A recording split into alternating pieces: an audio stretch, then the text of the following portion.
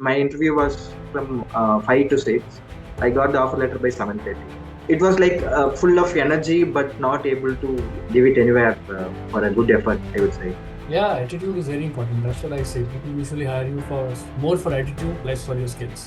Every now and then I would check Rebounce for opportunities like extend WhatsApp group. So there is no chance that they will reject me. I think almost got selected. Speak with her. I would usually say that we will definitely meet at the base camp. So those things, how we are placing those things in the resume mattered most.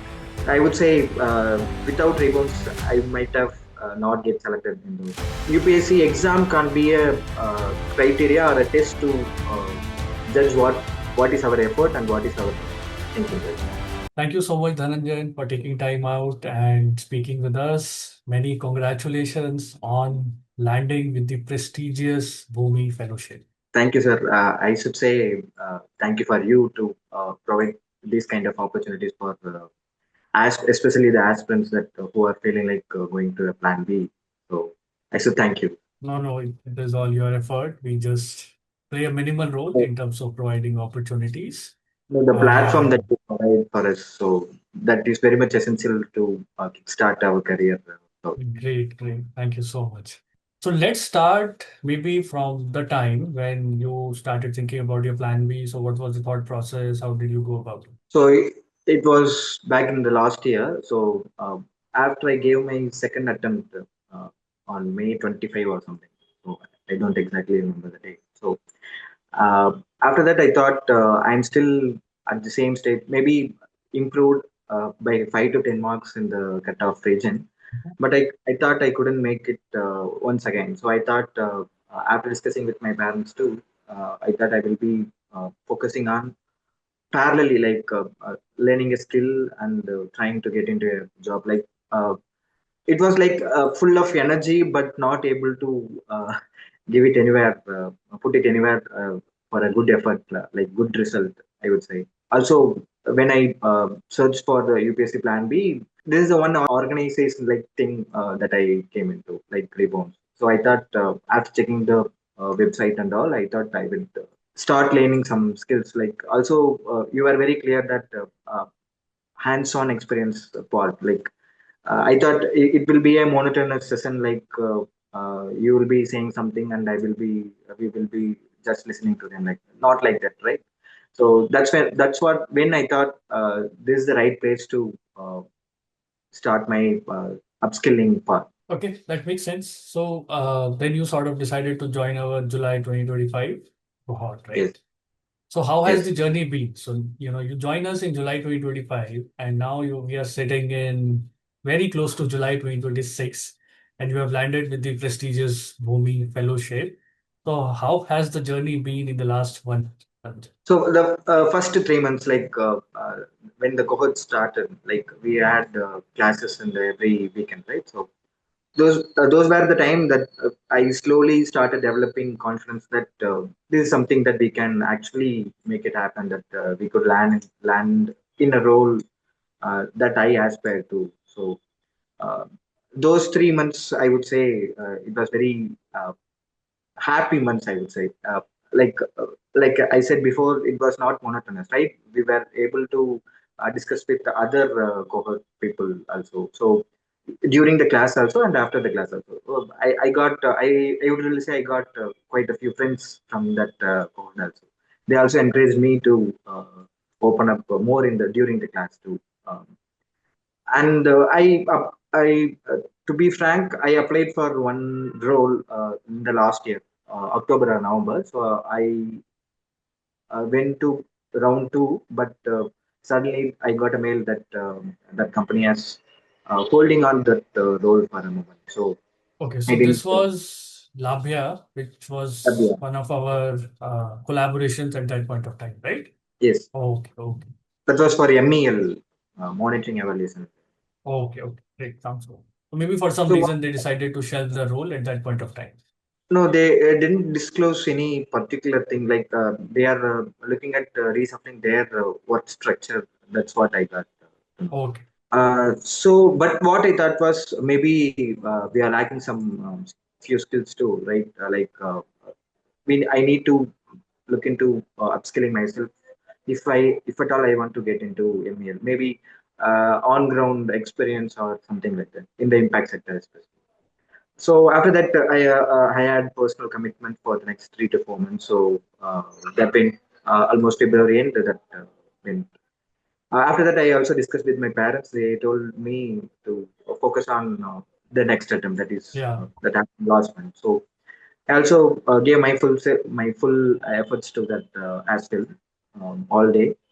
But every now and then I would check Rebounce for opportunities. Like it's in the WhatsApp group, right? So that's when I got to know about the Bhumi Fellowship, and I think it's in the early April, I think. So that's when I got to know about the Bhumi Fellowship. But when I looked at that Bhumi Fellowship, I thought this is the one that I'm already doing with my connections here. So I thought maybe not professionally, but personally out of place I was doing. So I thought this is the right place to start my to learn about the on-ground experience. So I applied, and I thought if at all I give my full efforts to this all the recruitment process, there is no chance that they will reject me. I think almost got selected. Even when I was speaking with some people in the my cohort, I usually say, she first attended, later that I attended. When I speak with her, I would usually say that we will definitely meet at the base camp. That's my attitude that I carried through the application. When I interview, I mean, my interviews was on April 26th, right after Yeah. 2 days after I gave my prelims. That night itself, I got the offer letter. So uh, Ah, within a span of 2 hours, I guess. My interview was from 5 to 6. I got the offer letter by 7:30. okay, sounds good. So that sounds exciting. You give your pre, and then 2 days after, you give the final round of the fellowship, and you get the offer letter in hand. Brilliant. That sounds good. So how is it like having finally an offer letter, and looking forward to working with one of the most prestigious fellowships around in India when it comes to the education sector? Really excited, sir. As I told you before, this is one area that I always fond of, even during my my schooling time. I always wanted to do something to the schooling sector, especially the system, how the system works. Usually, almost every children that attended school will tell that there is something flaw in the system. So that I'm also the one person, but I try to figure out what could be the solution. So and also since Bhumi is also doing the same in Tamil Nadu, so I thought our aura is matching. I think so. So I thought Okay. I think it will be really excited to work with Bhumi. And just Dhananjay, talk through. So you are a UPSC aspirant, right? So what role this did this UPSC journey play in terms of you landing with a role with home? Yeah, it helped me a lot during the GD session too, and also in the Mhm. interview process. Like when we study GS paper for the GS papers, we also look at the education sector too, right? So there are many data that there are there, and also uh, like basically the data, and we used to when we study for the GS papers, we directly or indirectly we will be get exposed to how the system is, how it is working and all. So that's one part that helped me a lot from the UPSC journey, and also apart from that, the attitude that we carry. So so I think these two helped me a lot during GD and as well as during the interview. Yeah, attitude is very important. That's what I say. People usually hire you for more for attitude, less for your skills. It's been some journey for you, Dhananjay, especially with us, as part of this. And we are very proud about it.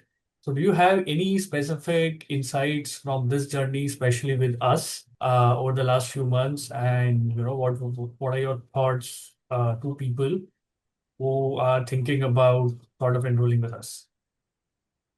Yeah, but one thing is upskilling parts. Upskilling, if a person is an aspirant is trying to get into data side or in a policy side, definitely they can enroll in this. But that's only the start of the journey. uh, they should not feel like me. They should not feel like if I join here and give my fullest to the program, I will get selected. One thing is giving fullest to the program, the cohort, doing all the assignments that you give weekly, and also the white paper.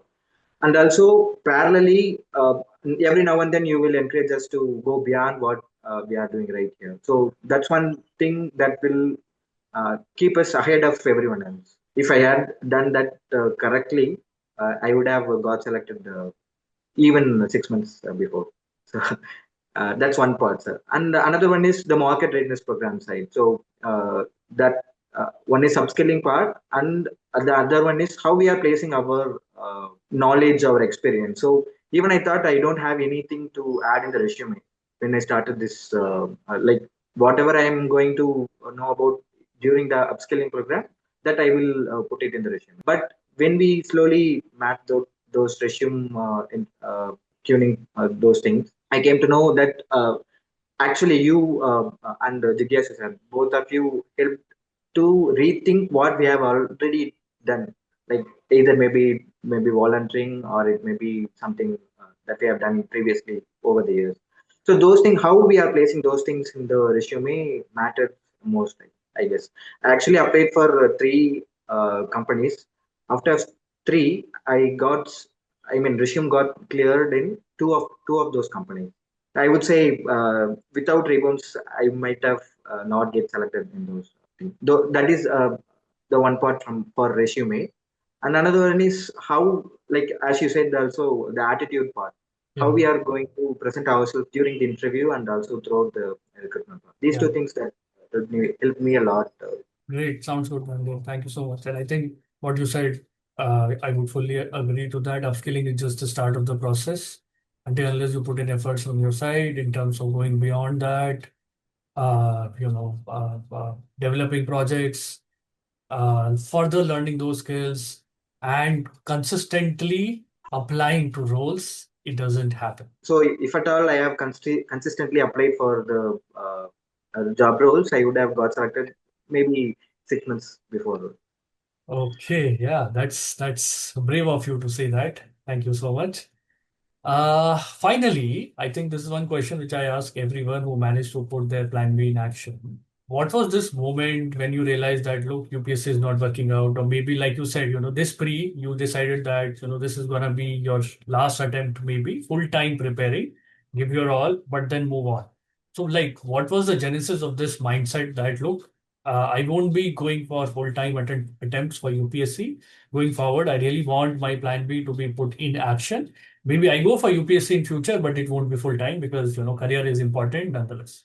It comes from how I wanted to start for the UPSC, like why I wanted to be a bureaucrat or something. So I always during even from childhood, I mean during the schooling years, I always wanted to do some positive impact to the society.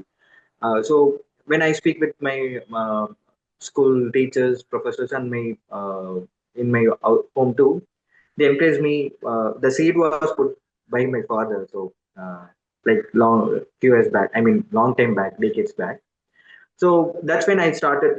Whenever I get chance, I let myself to do something that will make a good, positive impact to the society. That's when what I started the UPSC journey too.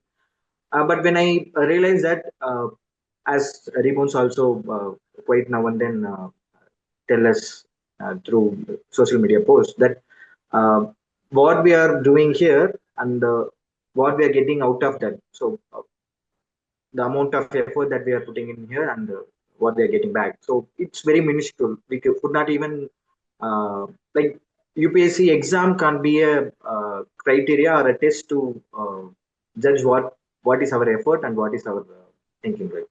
Also, I usually, as I said before, that I don't want my energy to get wasted uh, for if I am doing what I am doing, if at all I do what I am doing for the UPSC preparation for the other aspects, the amount of impact that will get out from that will be immense. So I thought, why not? wait for some role to start my career, like UPSC, and I would start something else also. So that's when I thought I will look for other Okay. opportunities. Yeah, that sounds good. But what would be your advice to people who are riding this boat that they are still thinking about, okay, another full-time attempt for UPSC, or should they move towards, putting their plan B in action? Yeah, definitely there should be a plan B, but I don't think the plan B should be some other exams like state public service exam or other thing. Or RBI That grade B and stuff like that, right? yeah. So if we are willing to uh, do an impact on the society, that should not be the only area that we should focus on. Okay, that makes sense, Dhananjay. Thank you so much again for your time. And I really wish you all the very best. I'm sure next 2 years are going to be one of the best years of your life. You will learn a lot and you will build a lot of good memories, long time friendships. And what you learn as part of this fellowship, I'm sure, would be useful, helpful, would be a good foundation for you for whatever you do after it. So thank you so much. All the very best, Sanjay. Please do Thank you, well. sir. Thank you. Thank you.